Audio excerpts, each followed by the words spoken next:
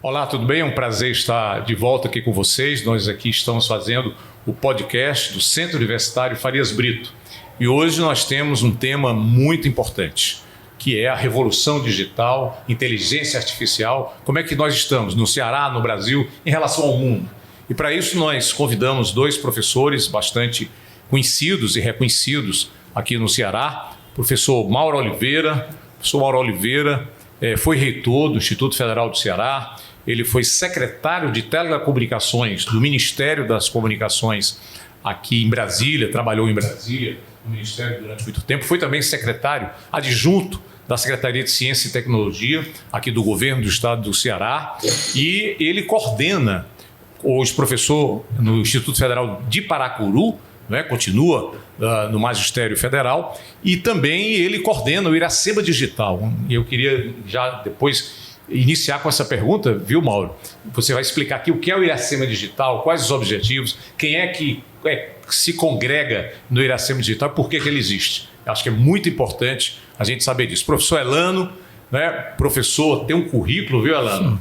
Elano Matos, ele é pós-doutor pelo King's College de Londres, doutorado pela Universidade de Liverpool, MBA, vários MBAs, mestre em informática, professor de computação aqui do Centro Universitário Farias Brito. Prazer enorme tê-lo aqui, viu, Elano? Prazer, tudo bem. E fortemente aqui você vai nos ajudar a entender uma área que é relativamente nova, né, mas que cada vez mais cresce aí no ensino superior, nas universidades, centros universitários. Você vai falar um pouco como é que você está vendo hoje a formação nessa área e para onde vai o Ceará, para onde vai o Brasil, né? E como é que nós vamos competir com o mundo nessa área. Perfeito. Professor Mauro Oliveira, estamos vivendo uma revolução digital?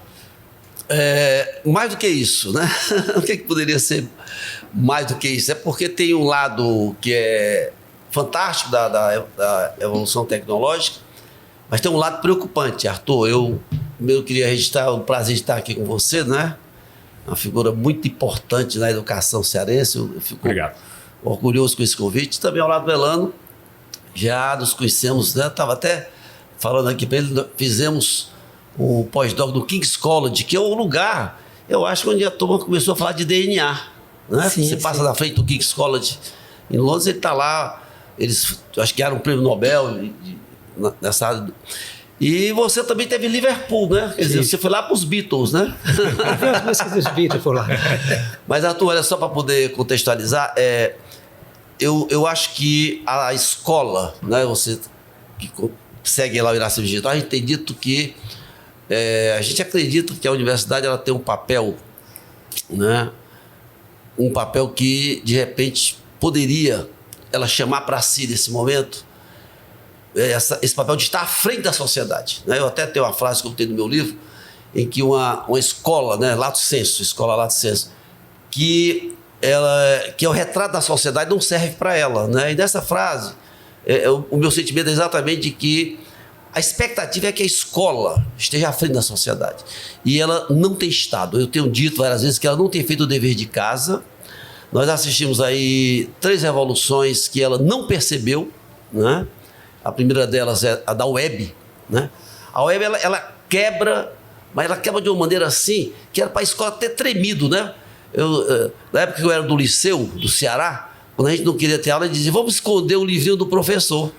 Porque ele era o detentor, né? O livrinho é o detentor do conhecimento. Perfeito. E isso é quebrado, esse modelo, com o aparecimento da web, que permite qualquer cidadão que faz um curso lá de mouse, de 1 hora de mouse, né? Meia hora de abertura, 10 minutos para a esquerda, para a direita, clicou, ele tinha acesso ao mundo que estava guardado naquele caderninho. Aparecem as redes sociais, provocando uma mudança violenta nos jovens e a escola calada, tratando os jovens da mesma forma como se não tivesse havido essa revolução. Tem uma terceira revolução aí, e é essa que eu digo que é preocupante, porque a inteligência artificial, né, muita gente está vendo essa nova inteligência chamada de gerativa, que o pessoal chama de generativa, eu também chamava de generativa, até que o Silvio Meira me corrigiu, é gerativa. Explica aí, né? Quem é o Silvio Meira para os nossos ouvintes. O Silvio Meira, ele é uma figura que eu diria que é, com certeza, o Nordeste a pessoa mais representativa da computação, do ponto de vista de que tornou-se um popstar, né, Lando? O Silvio Meira é um popstar, é uma figura queridíssima. Devo me encontrar com ele daqui a pouco em Olinda, né? E hoje o Silvio, ele representa uma coisa, já pegando carona na pergunta que você fez sobre o Iracema Digital. O Silvio é, de várias coisas que ele fez na vida, né? Ele é um dos precursores lá do Centro de Informática da UFPE, que é o quarto do Brasil. Ele é um dos criadores do Porto Digital. O Porto Digital é uma briga, a ausência de um Porto Digital no Ceará, né? Eu tive a oportunidade de dizer isso ao governador, numa reunião que tivemos no dezembro passado. Essa ausência tem nos causado uma série de prejuízos. E o Iracema Digital existe para poder nós pegarmos carona, não perdermos o bonde daquilo que os pernambucanos chamam, né, de o Vale do Silício brasileiro.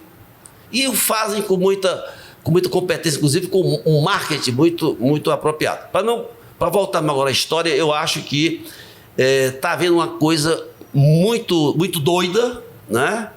Que a escola não está percebendo. A chegada dessa inteligência artificial gerativa, né? Ela não é uma evolução qualquer. Nós mesmos, o Elano e eu, nós que somos da área, nós estamos assustados porque, de repente, é o que o pessoal de exata chama de ponto de inflexão. Há uma quebra, né? Não é uma linearidade que vinha, não, há uma quebra, e essa quebra merecia, né, a atenção, porque, pela primeira vez, né, a inteligência artificial que nós tínhamos, ela era preditiva, ela pegava dados, fazia lá estatística, aplicava lá umas fórmulas e fazia predição. Mas até então nós não tínhamos uma inteligência artificial que produzisse conteúdo. E essa produção de conteúdo, ela é assustadora, e eu encerro dando um exemplo. Ontem, eu desempreguei. Eu tenho um rapaz que sempre eu queria fazer um videozinho para as minhas músicas, eu pagava uma grana para um rapaz fazer o vídeo. Ele ia demorar, só podia no outro dia. Eu peguei o chat GPT e em 10 minutos ele me gerou todas as imagens e eu acabei desempregando o rapaz. Esse desempregar, ele é metafórico, né? Só para ilustrar, que até eu me assustei. A facilidade, né? Então, essa coisa que nós que somos pesquisadores nos surpreende. Eu imagino uma população que não tem... Que ainda não tem o hábito, a prática, a cultura digital, né? Eu terminaria com uma frase que eu preparei até para dizer. Digo, rapaz, amanhã eu vou ver o Arthur, eu não posso deixar de dizer isso. É preciso que haja compreensão da escola, da sociedade, que, da mesma forma, qual foi a grande revolução da web? A web, a internet chegou nas mãos das pessoas. Ou seja, antes da web, a internet era dos pesquisadores, tipo Elano, né, esses caras de alto nível, e a web ela quebra, deixando que o homem comum, o cidadão comum, tivesse acesso a ela. Ponto. Chegou o caso da inteligência artificial gerativa. Pela primeira vez, o chat GPT, na verdade, que é um deles, né, foi o que bombou aí. Esse cara, ele é a chegada da inteligência artificial nas mãos do homem comum, e a revolução está justamente aí. Perfeito. Professor Elano, eu queria, aproveitando aqui a carona do professor Mauro, primeiro eu queria que você falasse um pouco sobre a formação aqui nessa área no Ceará. Quer dizer, os cursos, as faculdades, o centro universitário, como é que está essa formação, né? O Instituto Federal, nós temos aí muitas instituições Sim. trabalhando a formação nessa área. E eu queria que você detalhasse um pouco mais para explicar para o leigo que está aqui Sim. participando, ouvindo aqui o nosso podcast, o que é mesmo a inteligência artificial? Por que ela vai gerar essa mudança tão drástica, não é? Para o bem, pode ser também para o mal, que coloca aqui o professor Mauro Oliveira. Perfeito. Obrigado por professor Arthur Bruno e ouvintes aí do podcast. Primeiramente, como o professor Mauro falou muito bem, nós estamos vivendo mais que uma revolução, né? Então, alguns cursos que são criados aqui como ciência da computação, que é um dos mais antigos, começou com processamento de dados, né? No passado existiu processamento de dados, depois veio a ciência da computação e já temos vários outros cursos bem direcionados a essa área. Você tem, por exemplo, ciência da computação, você tem análise de desenvolvimento de sistemas, você tem jogos digitais, que é um negócio bem novo, você tem um curso superior só para jogos, você tem engenharia de computação, gestão de tecnologia da informação, ou seja, a área de TI trouxe uma gama de cursos para que o cidadão e a sociedade possa direcionar mais o conteúdo desse universo que é a ciência da computação. Aqui mesmo, no Centro Universitário Farias Brito, nós temos o curso de Ciência da Computação, o bacharelado, que é um curso bem mais completo e robusto, mas temos cursos tecnológicos, são cursos mais enxutos, direcionados especificamente para o mercado, como gestão de TI, análise de desenvolvimento de sistema e também jogos digitais. Então, com base nesses cursos, a gente consegue trazer algo de inovador para a sociedade. Claro que nós temos ainda que avançarmos ainda mais nessa questão de ciência aplicada. Isso é uma questão que o Brasil, gente que teve a oportunidade, o professor Mauro também, muito de passar em outros países e ver que eles são muito direcionados para a aplicação da ciência, né? Me lembro que você vai fazer uma tese de doutorado, ou mesmo até um mestrado, ele pergunta, você vai aplicar isso onde? Se você não tiver uma aplicação direcionada para isso que você está pensando, eles nem aceitam o seu projeto. Então, a gente tem que evoluir nesse sentido. Você tem que ter aplicações. Por que você está fazendo a ciência, né? Eu sou um defensor da ciência aplicada. E isso vem em evolução. O professor Mauro falou muito bem a história da internet. E eu me lembro, viu, Mauro? Quando chegou aqui a internet, estava até no UFC, né? Começou ainda era na época do linha de comando, não tinha web. Então, você tinha um acesso muito limitado, realmente, a basicamente algumas poucas empresas, a área militar e as universidades, que era o grande disseminador de conteúdo. Mas não tinha chegado ainda a chamada ubiquidade, né? O que é ubiquidade? É você levar a informação a qualquer local e a qualquer tempo. Isso é ubiquidade. E a web, como o professor Mauro falou, trouxe isso, né? Essa chegada junto à população, à sociedade. Ela hoje pode usar o computador, o seu smartphone, seu tablet, em qualquer canto, em qualquer lugar.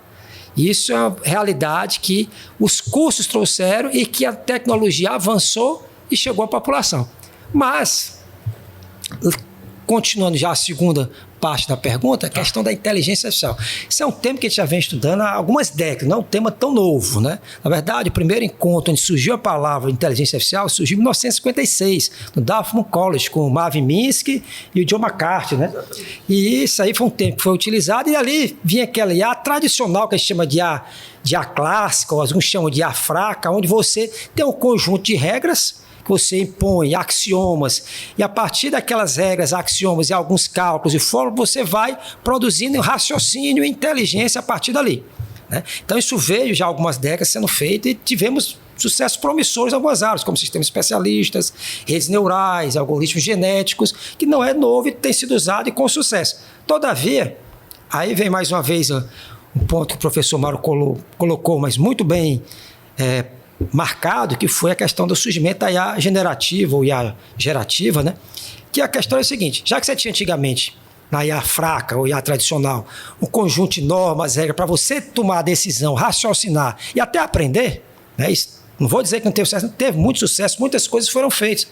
Hoje em dia, por exemplo, o reconhecimento facial que você tem hoje surgiu antes, não foi com a IA generativa, né? Reconhecimento de padrões, sistemas especialistas que tomam as mesmas decisões do ser humano, do médico, advogado. Eu posso pegar o raciocínio do ser humano, colocar a tomada de decisão dele, junto com outros elementos que eu posso trazer de livros e vídeos e coloco naquela IA tradicional mesmo, ela chega às mesmas conclusões que os seres humanos, inclusive com um grau de eficiência muito maior, e ainda explica. Isso não é novo, isso já existe. Todavia, que é que vem a grande novidade, a ruptura, né? Foi exatamente na questão da IA generativa, que assim como teve a web, o professor Mauro colocou muito bem, ela vai chegar, está chegando, mas vai chegar ainda mais à sociedade. Porque na IA generativa, ela cria conteúdo sem precisar daquelas regras, daquele formalismo que a IA tradicional exigia de alguém com algum conhecimento especializado para poder gerar aquela inteligência similar ao ser humano. Que a inteligência artificial, eu não falei antes, mas era bom te ressaltar agora, nada mais é, em termos simples, que você simular a inteligência humana nos dispositivos computacionais. Qualquer forma que você consiga simular, você considere determinada ação como sendo inteligente, se você conseguir produzir aquela informação no computador, então você tem inteligência artificial ali. E a IA generativa veio com a seguinte proposta, ou IA gerativa. Ela veio para criar conteúdo, seja ele qual for, sobre qualquer área do conhecimento humano, a partir do que já existe de aprendizado. Você tem um aprendizado aí profundo, que nós chamamos. Né? E aí, uma coisa a propósito que você está dizendo, por exemplo, se a gente pega essa questão do emprego, né, para trazer o aspecto social. A máquina a vapor, né, você que é um homem da história, um historiador, ela demorou mais de 100 anos para poder chegar em qualquer canto. A indústria automobilística deve ter levado uns 30, 40 anos. Isso. A internet, 8 a 10 anos. E, de repente, isso que eu acabou de falar, né, essa IA, que é uma IA diferente, a sociedade não percebeu que é uma IA diferente, ela, em uma semana, chegou a 100 milhões de usuários. Aí, Arthur, você que é um homem... Praticamente seria metade da população brasileira, né? 100 milhões de habitantes. Metade da população. E uma semana. Agora, qual é a compreensão que nós temos que ter? É que a própria Revolução Industrial causou impacto, né? Você sabe isso mais do que nós todos. Mas o problema é que essa questão da substituição, né, do emprego para poder aquelas pessoas que ficaram desempregadas. Olha, a matemática é muito clara. Não tem como você, né? Há algumas pessoas que estão prevendo aí uma Covid de desemprego para os próximos anos. Porque a velocidade com que... Eu acabei de dar um exemplo, né? Eu desempreguei, pelo menos naquele ofício, o rapaz que fazia um vídeo para mim. Me dá outros exemplos, assim. Em que áreas, por exemplo, as pessoas poderão perder o emprego por causa da inteligência artificial? Eu fui chamado por um veículo de comunicação aqui do Ceará, né, para dar uma palestra para os diretores. Tá. E eu comecei... Isso foi ano passado. E tinha saído... Um artigo publicado na Folha de São Paulo, foi no Estadão, não me lembro bem, em que o cara escrevia o artigo e no final ele dizia: não fui eu que escrevi esse artigo. Ora, se você tem um jornal de grande circulação, como a Folha ou como o Estadão, que publica coisas de qualidade, não é? E não tinha sido, aliás, o cara até brincava, dizia assim: olha, eu tive um amigo que achou que foi o meu melhor artigo. E não tinha sido ele que tinha escrito, ou seja, está muito claro que na área de comunicação, né, nós temos, na verdade, uma barreira que está sendo vencida aí. Porque antes você achava que tudo aquilo que fosse criatividade, né, jamais seria feita pela máquina. A gente achava que essas questões de insight, sensibilidade...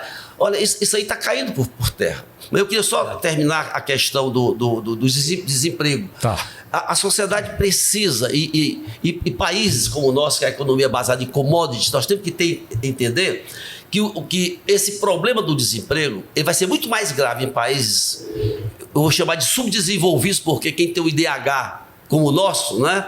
É a 8ª economia, 9ª, 10ª, mas o nosso IDH mostra o nosso subdesenvolvimento. 87º lugar em IDH. 87º. Então, nós somos um país campeão de desigualdades. Então, essa questão do desemprego vai ser muito mais grave.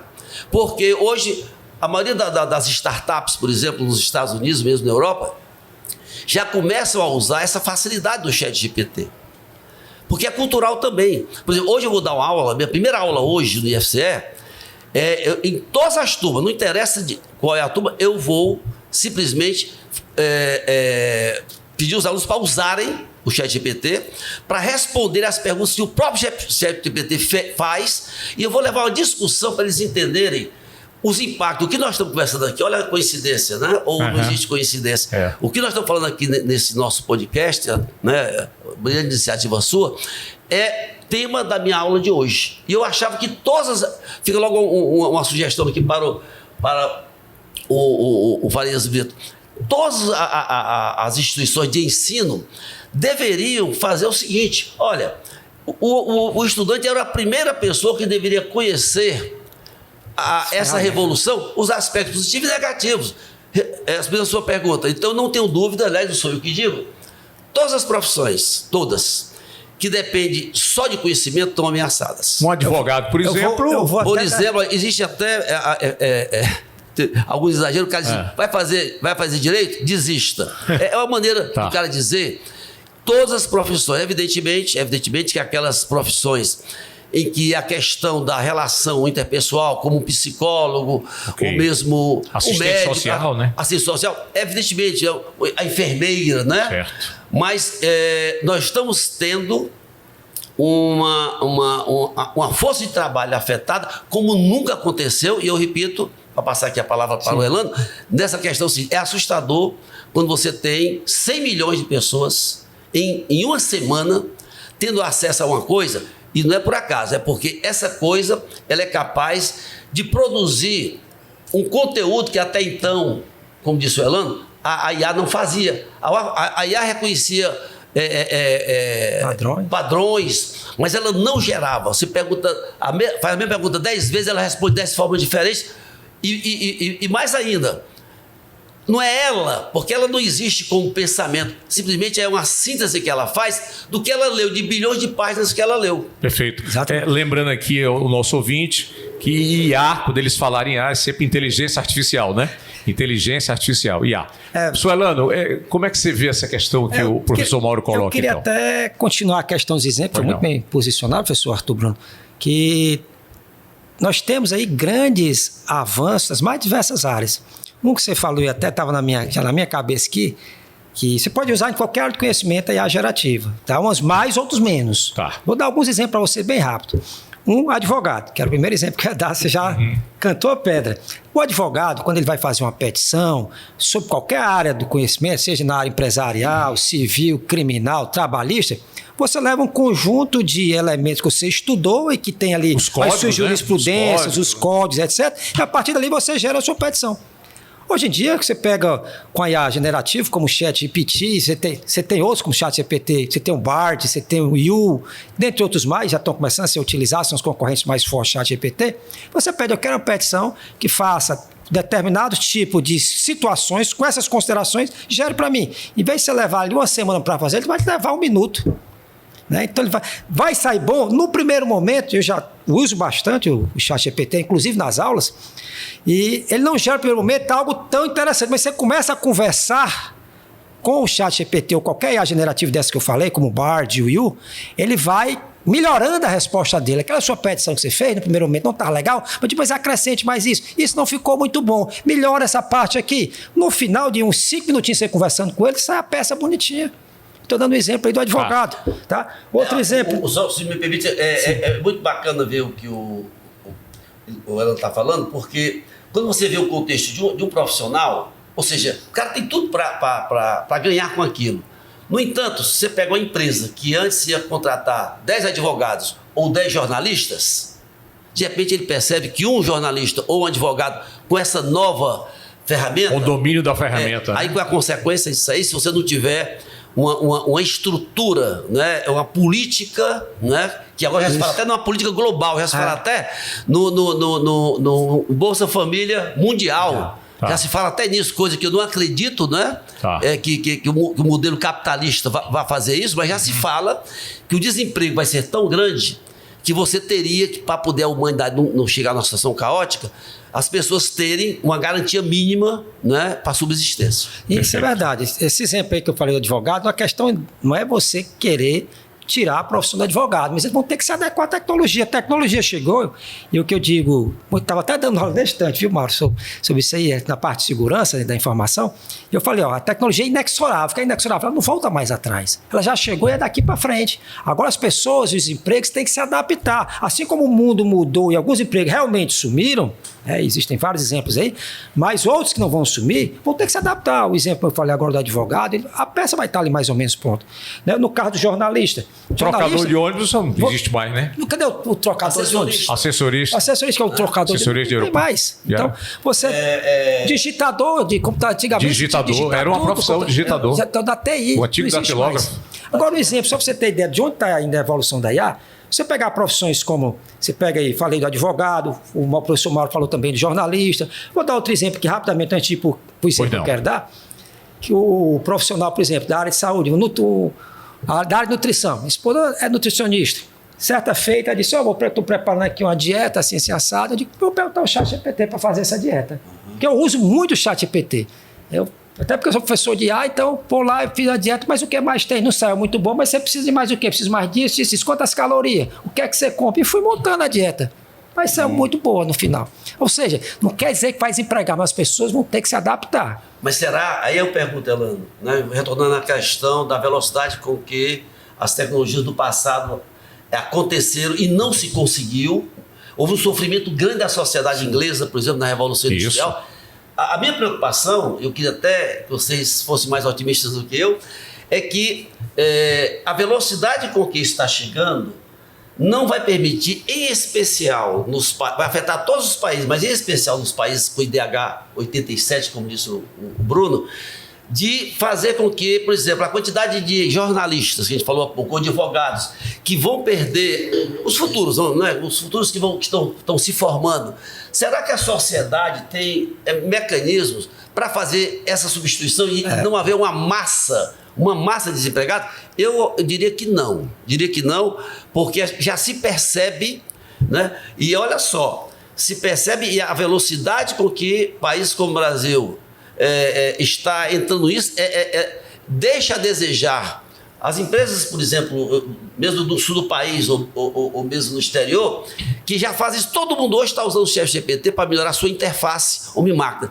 Essa demora que o Brasil, pela natureza do seu desenvolvimento, vai ter, isso pode causar um prejuízo extraordinário ao país. Inclusive, além da questão social, eu ainda tenho a questão da competição. Quer dizer, você tem aqui uma startup cearense que está demorando a usar o que o Elando falou, aí você tem uma startup americana que está competindo aqui com a gente, mas que já tem essa cultura internalizada. O produto dele é mais barato. É mais barato do que esse que ainda tem. Né? Essa questão, viu, Marcos? Elanda, aproveita que nós estamos aqui conversando sobre um assunto onde a maioria da população tem pouco conhecimento, né? Aqui é estudante, aqui é profissionais liberais, mas é pessoas também comuns do povo, trabalhadores. O que é uma startup?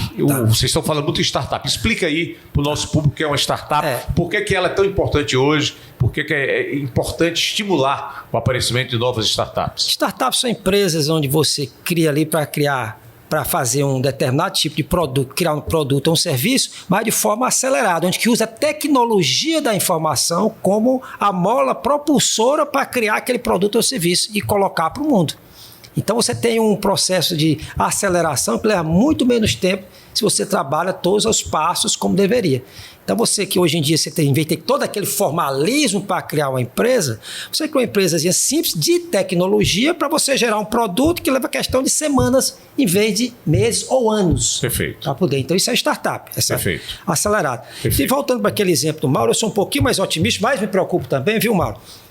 Por dois motivos.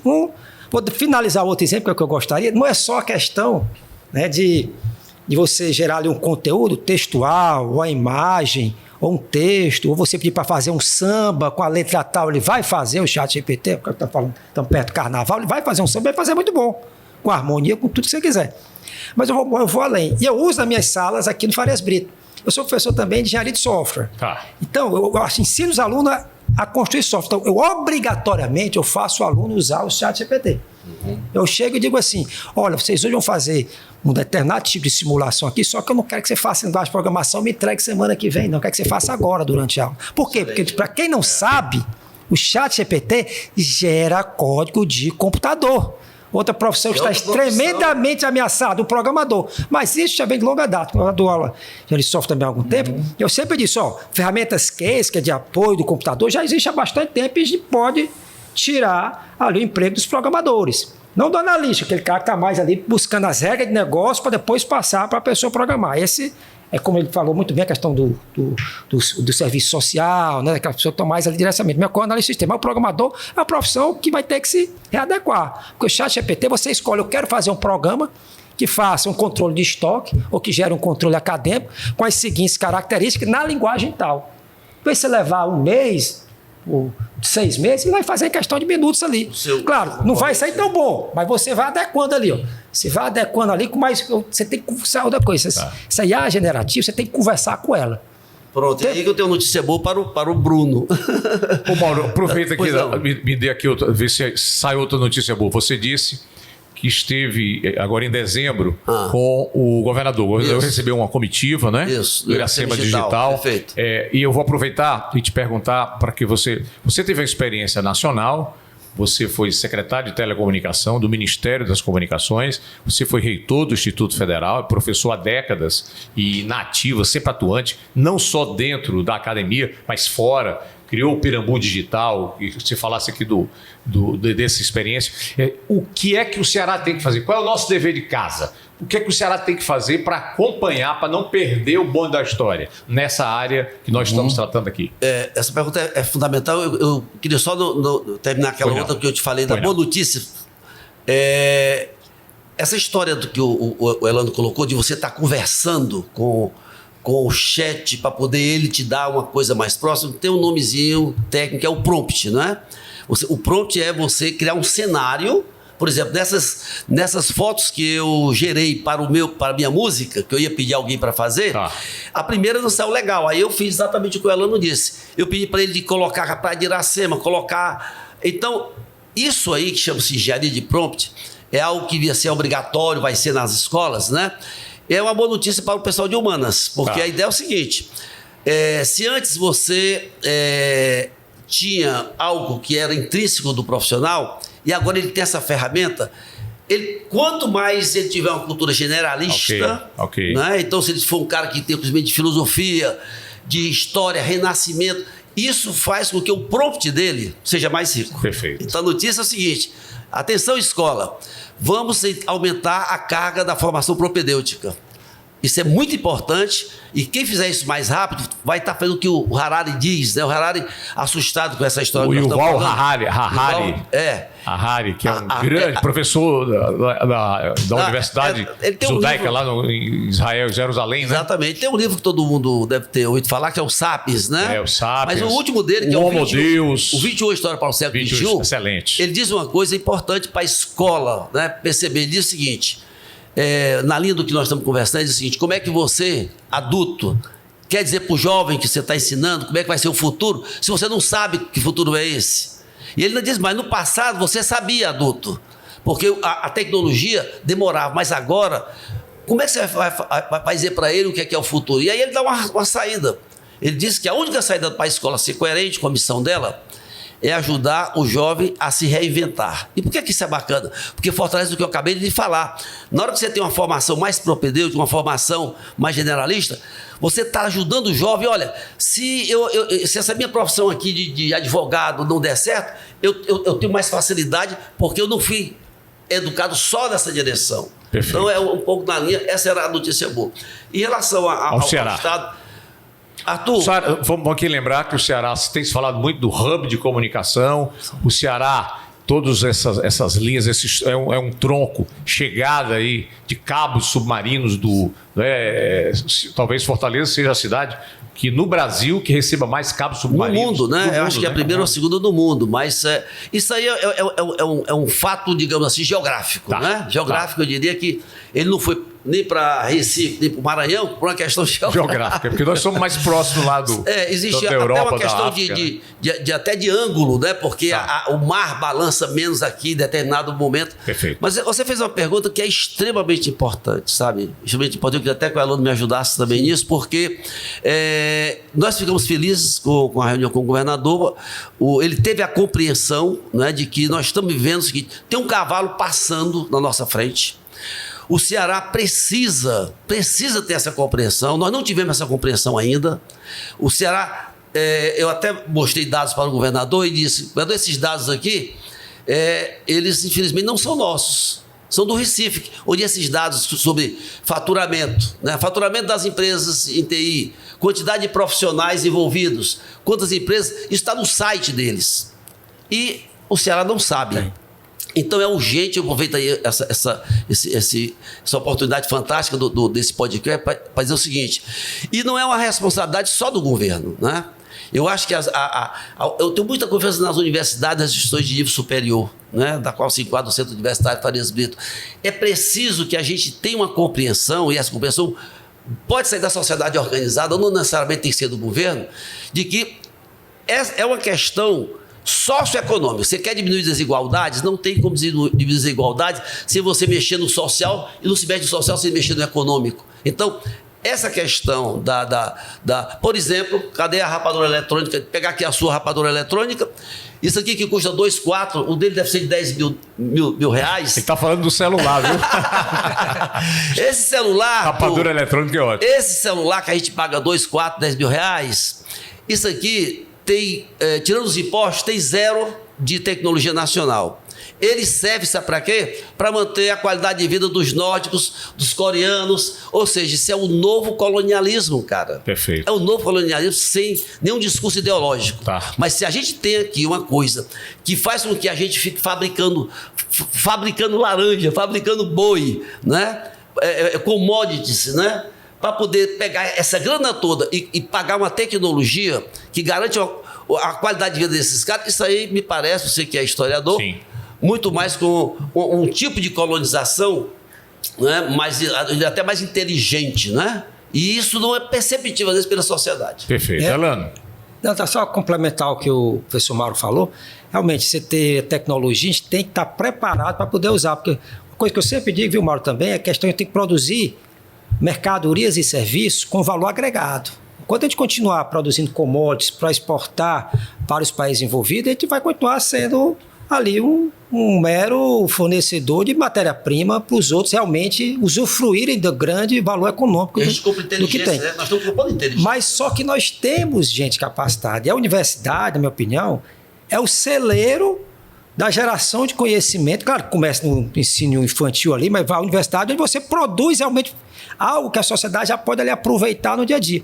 Aí volta aquela minha história da ciência aplicada. Nós temos que produzir, como o Mauro falou, a história do celular, nós temos que produzir o chip, nós temos que produzir o software para que faça rodar os nossos próprios equipamentos e exportar isso aí. Aí são políticas públicas que a gente precisa, né? E aí a generativa que você estava falando aqui, ela tem um papel inovador e que a gente tem que colocar isso na mente das pessoas, que ela não vai voltar não, pessoal, não vão acabar com a IA generativa.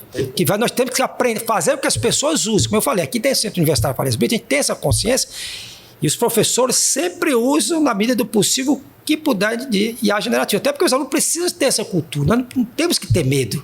Não pelo contrário, nós temos que trazer ela a nosso favor. Porque se nós não estamos usando, outros países estão usando. Nós vamos ficar à mercê deles. Nós temos que fazer o que as pessoas usam. Claro, nós temos que ter uma certa cautela, temos. Aí vem a questão que eu tenho participado recentemente, professor Mauro, professor Bruno, que são a ética e a inteligência artificial. É um tema que eu já participei de várias reuniões em alguns órgãos internacionais, até com da ONU, da Interpol, participei de uma elaboração de questões éticas.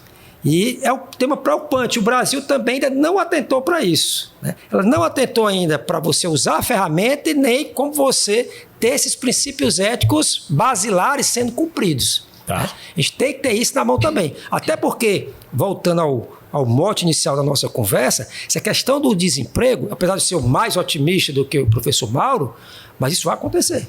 Não estou dizendo aqui que vai acabar a profissão de advogado ou de um médico. Não, isso não vai acontecer. Mas se você não se adequar, você vai ficar atrasado. Vão deixar de ter os seus serviços ou procurar outro. Né? Ou seja, você vai ter que saber utilizar a inteligência artificial. A seu favor. A seu favor. Na sua profissão. Se você não usar, você vai ficar à mercê de outros profissionais. Você vai ficar ultrapassado e, de repente, você perde o seu emprego. Mas por falta de visão. Mas o paradoxo é que mesmo usando a inteligência artificial, você acaba não tendo... Vai diminuir a quantidade. Né? Se você substituir 10 pessoas, entendeu? E não pode deixar de substituir, porque como o Elano falou, não tem como você deixar de utilizar o transistor deixar de usar um computador. Então tem coisas que não tem volta. Agora, precisa ter um repensar, que eu não acredito que seja mundial. Houve agora uma bobagem, para mim foi a bobagem do século. Uma meia dúzia de caras importantes escreveram uma carta pedindo para parar a pesquisa. Eu nunca tinha visto uma coisa tão idiota. Elon Musk e seus asseclas dizendo uma bobagem dessa. Como é que se pode pedir? Vai lá dizer na China, na Coreia do Norte, na Rússia, que eles parem a pesquisa. Então, eu não acredito que haja um movimento mundial. Por isso, Arthur, é que as políticas públicas precisariam ser mais, sabe o quê? Mais me ajudem um mais termo. Ousadas? Mais ousadas. E aí eu respondo aquela sua pergunta anterior. Nós temos estados vizinhos que estão fazendo isso. Minas Gerais, ontem mesmo, lançou aí um programa milionário de atualização do uso de inteligência artificial. O Piauí está fazendo isso e eu acho que a gente precisava de um empurrão, sabe? Eu acho que já essa sensibilização do governo, como eu falei a você, a gente fomos bem recebidos, houve uma mensagem que foi deixada lá, mas eu diria o seguinte, o carro está na pista, mas precisa botar gasolina azul, viu? Perfeito. Elano, o professor Mauro colocou muito bem essa situação de que nós precisamos agilizar esse processo, né? A revolução digital está aí, não dá para ser como se fez na Inglaterra, quando começa a Revolução Industrial, tinha lá um movimento liderado pelo LUD, né? O ludismo, que era quebrar as máquinas, ou seja, não dá para ser por aí, isso você colocou, é inexorável, é implacável, é irreversível, né? Todo esse avanço, né? O Ceará ele tem uma história de ousadia e de integração, né? Uma coisa interessante no Ceará é que as instituições se unem em determinados momentos e isso tem bons resultados. Basta ver essa questão agora, por exemplo, do hidrogênio verde, né? A questão do hub portuário, o hub aeroportuário. Então você teve assim realmente empresários, academia, governo se unindo. Essa questão do hidrogênio verde talvez seja o melhor exemplo. Talvez, Mauro, fosse o caso, né? Eu acho que me parece que é o que vocês foram propor ao governo do estado, que pudesse haver essa integração maior. Nós temos boas universidades do Ceará, né? Públicas e privadas, né? E centros universitários privados muito bons, com muita qualidade. Como é que você vê isso? É possível fazer essa movimentação? Nós temos hoje no Ceará algo que o governo tem colocado claramente, até o final do ano, hoje nós vamos ter no Ceará 75% dos alunos que cursam o ensino médio público com escola de tempo integral. Quer dizer, o aluno vai passar o dia na escola, né? O ministro da Educação, que é cearense, o ministro Camilo Santana, inclusive, lançou aí uma bolsa, né, que está chamando aí o pé de meia para o aluno permanecer na escola, já que ele vai permanecer mais tempo. Não é o caso, então, de ele avançar também nessa área? Quer dizer, como chegar à escola básica fortemente, para não esperar apenas o ensino superior para ele ter acesso a essa tecnologia, saber utilizar a inteligência artificial. Não é o caso, então, de chegar no ensino básico? Perfeito. Acho que sua pergunta é extremamente pertinente. Eu até lanço aqui a proposta para os ouvintes, para nós aqui. Nós temos que ter aí o nosso hub tecnológico. Nós temos o hub aí do carbono verde, temos o hub portuário aqui. Eu acho que o Ceará poderia já começar, já está um pouco atrasado, mas já poderia começar o nosso hub tecnológico, onde você envolve aí as universidades públicas e privadas, a sociedade, as empresas, de uma forma geral, ajudando a alavancar esse conhecimento desde o início do ensino fundamental até a universidade, já com soluções para resolver problemas públicos e privados. Aí eu vejo a política pública entrando fortemente, como o professor Mauro falou aí, colocando a tecnologia como algo que seja primordial para o avanço do ser humano. Vou até ser um pouquinho mais incisivo. Porque você só se avança se você tiver o conhecimento. E o conhecimento se adquire com ferramentas que estão sendo trabalhadas. Então nós precisamos realmente pesquisar, criar a ciência aplicada e criar no caso do Ceará, mais uma vez, eu até proponho aqui no futuro que crie-se um hub tecnológico aqui no Ceará para a gente ser linha de ponta. Você seleciona algumas áreas iniciais, né, que nós temos já algum domínio, por exemplo, a área de software, criar ferramentas de software, nós temos gente aqui capacitadíssimas, né? Temos empresas cearenses. Nós temos institutos, né? Nós temos institutos aqui, Instituto Atlântico. Eu acho, Elano, que agora nós temos uma oportunidade de propósito. O Iracema Digital não é um pouco isso que nós estamos conversando? Mas eu acho que tem uma coisa pragmática. O Iracema Digital é um discurso, né, na linha do que a gente está falando, mas eu vejo uma oportunidade agora. Eu fiquei muito entusiasmado com a história do Campus Iracema, que vai ter lá naquela região lá, ocupando o antigo aquário. Né? E agora os Correios. Eu cheguei a dizer para várias pessoas, e aproveito para dizer aqui, a primeira vez que eu digo aqui na mídia, né? Tá. Eu não lembro da gente ter tido, nos últimos 20 anos, seguramente, uma oportunidade tão forte desse hub acontecer, que o Elano está falando. Por quê? Porque sempre houve entraves para esse hub acontecer. O Iracema Digital é a quarta tentativa para que esse hub aconteça. Se ele não aconteceu, é porque não é fácil. Tá. Né? Também eu disse isso ao governador na hora da reunião lá. Tá. Mas vejam agora, Arthur, e você que é uma pessoa que tem um trânsito aí com as lideranças do Ceará, olha, esse campus Iracema, onde o reitor da UFC já disse que está aberto a todos os centros universitários, a todas as universidades, que já inclusive vai povoar aquela região com mais de 3.500 alunos, é o plano dele. Aquilo é uma oportunidade de ouro de nós termos esse hub. Por quê? Porque você tem na Monsenhor Tabosa o Sebrae com a iniciativa delimitando um quadrilátero que vai até a orla. No meio do caminho, né?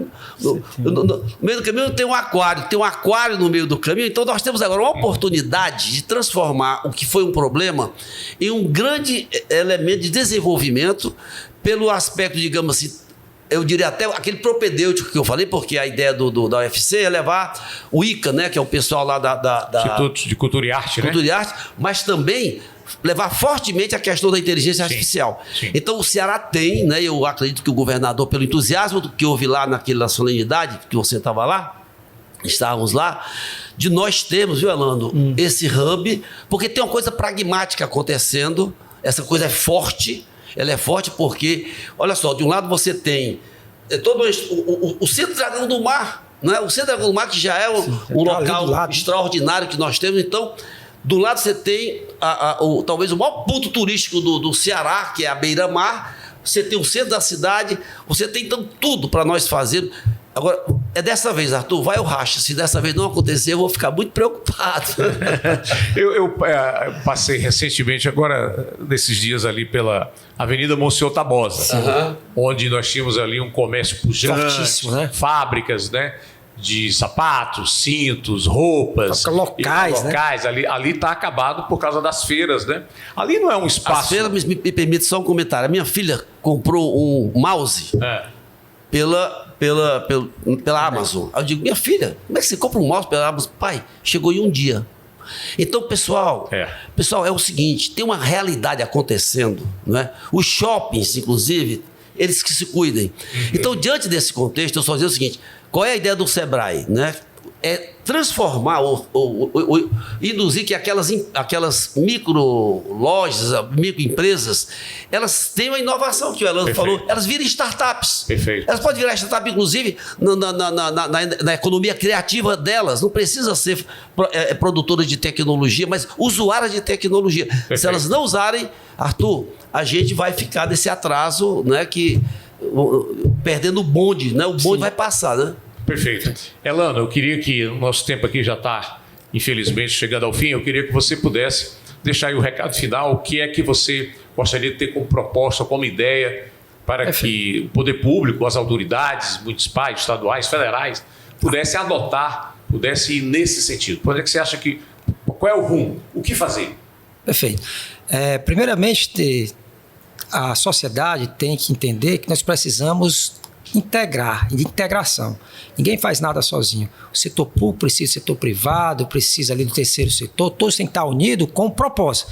A vida sem propósito não tem por que existir, você tem que ter metas, né? O propósito de por que eu quero isso. Então, a minha fala aqui seria dar um propósito, eu como bom cearense, orgulho de ser cearense, né? Apesar de ter morado muito tempo no exterior, aqui no Brasil também, em outros locais, mas eu tenho visto muita coisa, a gente tem que unir-se para integrar, e eu proponho aqui a criação desse hub tecnológico, hub digital, como o professor Mauro colocou muito bem, tem a oportunidade de ter um equipamento físico sendo criado, mentes brilhantes nós já temos no Ceará, temos sim, temos universidade como Centro Universitário Farias Brito, temos universidades públicas excelentes, outras universidades particulares. Eu acho que a hora é essa, de congregarmos todos e as forças para que nós possamos criar esse hub digital com o que nós já temos aqui. Com tudo aquilo que nós falamos aqui, com IA generativa, já que não puder fazer tudo... cinturão digital, como fosse um cinturão digital, né? Vamos criar um cinturão de tecnologia, de inteligência artificial, então, já que não pode atacar tudo, né? E eu proponho aqui, meus conhecimentos estão à disposição.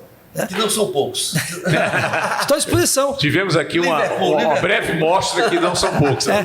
Então eu estou à disposição, seja governo do estado, governo federal. Eu brinco comigo alguns amigos aqui. Isso aqui aconteceu muito com você, nós somos assim, conhecidos há muito tempo, amigos, né? E Uma coisa que sempre me fala, e eu sempre tenho a mesma resposta. O que é que tu está fazendo aqui, Elano, no Brasil e no Ceará? Essa pergunta, de vez em quando, quando vê meu currículo, eu falei isso. Minha resposta é sempre a mesma. Meu amigo, se todas as pessoas que são boas, brasileiras, saírem do nosso país, quem é que vai cuidar do nosso país? Então, alguém tem que ficar. Eu não sou contra quem sai. Temos que ir para adquirir conhecimento também. Alguns não voltam, infelizmente, ou felizmente, não sei. Mas alguém tem que ficar aqui. Alguém tem que ter essas ideias. Quem está conversando aqui, o professor Mauro já veio há décadas aí, eu também nessa batalha, principalmente na área de IA, eu vejo que a gente às vezes fica até triste, né? Porque algumas coisas não acontecem. Mas eu acho que esse momento, eu sou uma pessoa muito otimista, e eu acho que a gente tem que trazer essas mentes para cá, para criar esse hub digital e a gente fazer as coisas acontecerem. Perfeito. Tá certo? Então fica aí a minha disponibilidade para contribuir nesse hub digital. Eu acredito que o professor Mauro também aí, com certeza. Professor Mauro, suas palavras finais aí, Mauro. Arthur, eu vou quase que devolver a pergunta. É o seguinte, você é uma liderança, uma pessoa do bem, né? Sua querida. E eu digo que a gente precisa de liderança para o que eu vou dizer agora. Eu sou fã dos meus vizinhos de Pernambuco por uma razão simples. Sou da geração deles, sou da geração do Silvio Meira. Eu convivi com ele, eu os conheço. E aí, de vez em quando, eu pergunto para mim o que é que eles fariam se estivessem no nosso local, no nosso lugar. E a resposta é muito clara. Eu faria aquilo que nós falamos nesse instante. Nós temos uma bola, na linha do que o Elano colocou, nós temos uma bola para entrar lá, eu não conheço muito negócio de sinuca, mas nós temos uma bola na caçapa lá. Essa bola, essa coisa pragmática, que precisa de liderança, é essa oportunidade do Campus Iracema.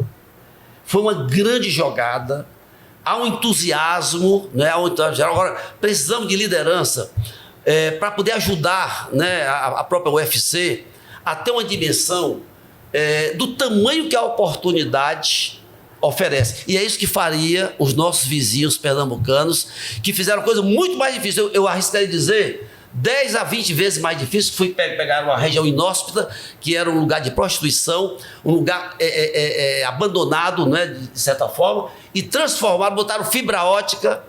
Muito mais difícil do que pegar nós temos tudo pronto. Só está faltando juntar as peças, botar um fermento nessa nova ideia que é o campus. Aí entra a integração, né? Hein? Aí entra a integração. É isso que eu digo. Então, eu devolvo a pergunta, dizer o seguinte, você que é uma liderança, me diga qual é o caminho. A pergunta é, me diga qual é o caminho, porque só está faltando liderança. O resto está tudo aí esperando que a ignição dessa pólvora para poder acontecer, esse hub que o professor Elano falou aqui para a gente. Bom, fica aí então o desafio, a reflexão do professor Mauro. A nossa geração, né, precisa dizer a que veio, não vamos deixar para a geração seguinte, não vai dar mais tempo. Porque não dá mais para esperar a próxima geração. Tem que ser essa geração a gerar toda essa mudança, essa revolução aqui no estado do Ceará, que conseguiu em outras áreas, por que não nessa que é tão fundamental hoje, né? Então, parabéns, Mauro, pelo teu trabalho, ter acompanhado o trabalho do Mauro no Iracema Digital. Ele é um líder, Ricardo Lieberman é outro líder também, que coordena com você o Iracema Digital. É uma articulação que já vem acontecendo, e espero que a gente possa ter a compreensão do governo estadual, da Prefeitura de Fortaleza também, que é fundamental estar nesse grupo, nessa linha, né? E dos centros universitários, das faculdades privadas, que também têm bons professores, boas estruturas para que a gente possa trabalhar junto. Então, muito obrigado, Elano. Enriqueceu muito aqui a tua participação no nosso podcast e quero agradecer principalmente você que está acompanhando o podcast Farias Brito. Muito obrigado pela sua audiência, muito obrigado pela sua atenção e até a próxima semana com um tema importante para você e para a sociedade.